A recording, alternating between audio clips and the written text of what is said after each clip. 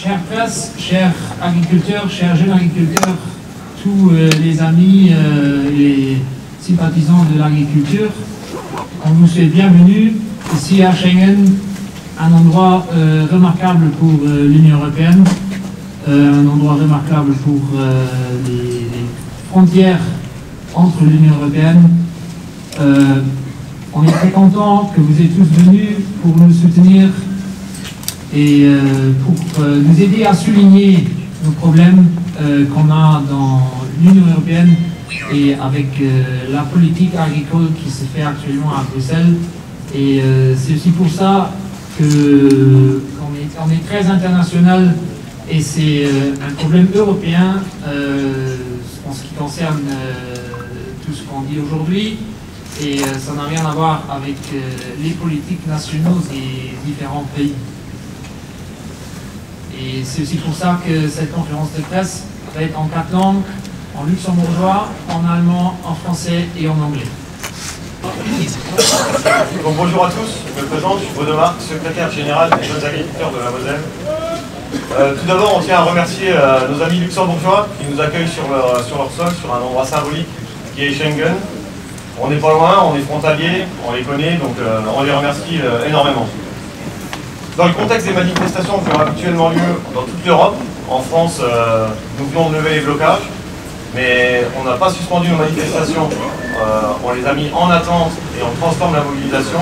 On est prêt à retourner à des blocages forts et considérables si nos attentes au niveau national ne sont pas entendues. Nous, les jeunes agriculteurs, donc de Belgique, de France, d'Allemagne et de Luxembourg, nous sommes tous là aujourd'hui pour une seule revendication, ce sont celles européennes. On a laissé nos problèmes nationaux à la maison et on est là pour parler à Bruxelles.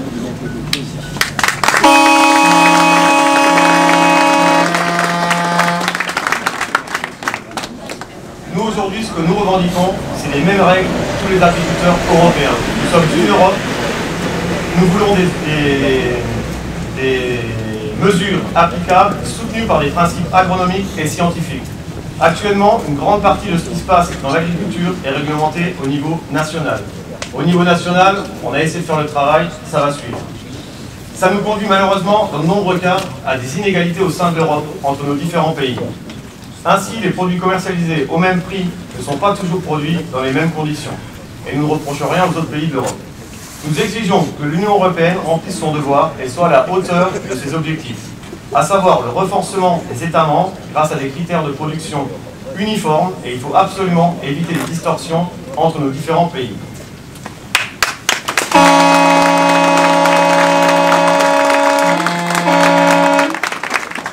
Les importations en provenance de pays tiers ne sont souvent pas produites selon les mêmes normes que celles de l'Europe.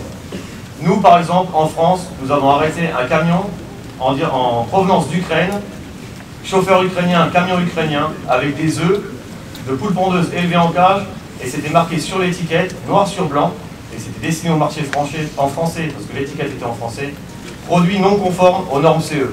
Et ça, maintenant, on n'est pas la poubelle du monde, on ne peut pas acheter tout et n'importe quoi, et laisser rentrer ces produits-là sur le sol français ou sur le sol européen, pour, entre guillemets, empoisonner nos consommateurs.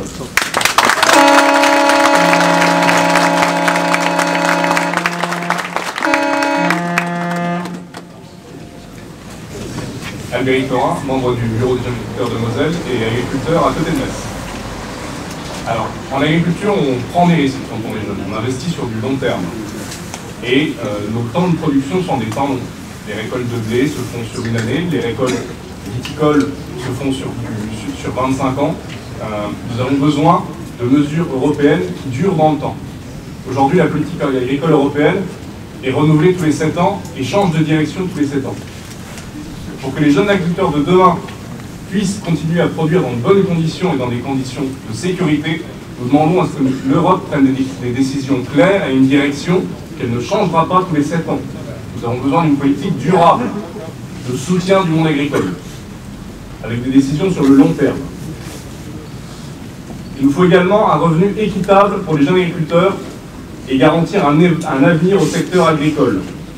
Si les jeunes veulent travailler dans le monde agricole, il faut que les revenus le permettent. Puisqu'il est inacceptable qu'aujourd'hui, personnels travaillant dans le monde agricole subissent un décalage avec le reste de la société. On n'a pas suffisamment de temps libre, on n'a pas suffisamment de revenus par rapport à l'énergie qu'on consacre à notre métier. Et pour que cela change, le revenu des exploitations agricoles doit être assuré au niveau français et au niveau de nos amis européens. Puisqu'aujourd'hui, la sécurité alimentaire européenne doit être une priorité pour l'Europe, il faut que des mesures fortes soient mises en place dans ce sens. Il faut également parler du changement climatique. On ne peut pas le nier aujourd'hui, le monde agricole est un moteur dans l'évolution et dans l'amélioration face au climat. En revanche, l'agriculture est prête à contribuer à la lutte contre le changement climatique. Toutefois, la politique environnementale ne doit pas se faire au détriment du revenu des entreprises. En effet, les mesures agro-environnementales et climatiques, ainsi que les éco-schémas, doivent être une récompense pour les entreprises, et non une compensation pour leurs efforts. La protection de l'environnement dans l'agriculture est un service rendu à la société dans son ensemble, et qui mérite une rémunération appropriée. Ainsi, les revenus de nos entreprises ne doivent pas être grevés par la faute des politiques environnementales. Nous demandons à être soutenus lorsque nous mettons en place des mesures qui aident à lutter contre le changement climatique.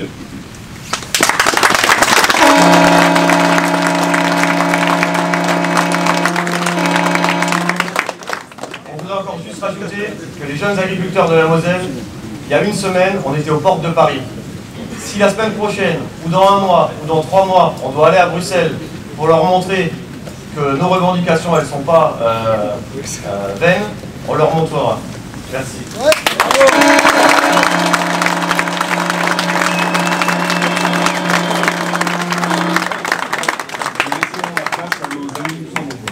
Cette manifestation a aussi comme but de faire un appel à tous les agriculteurs, tous les jeunes agriculteurs dans toute l'Europe, de se lever contre Bruxelles, contre la politique qui nous gêne, qui nous emmerde, qui ne sont pas d'accord avec, pour battre contre cela, pour chercher le dialogue avec la politique et pour résoudre les problèmes qui sont là.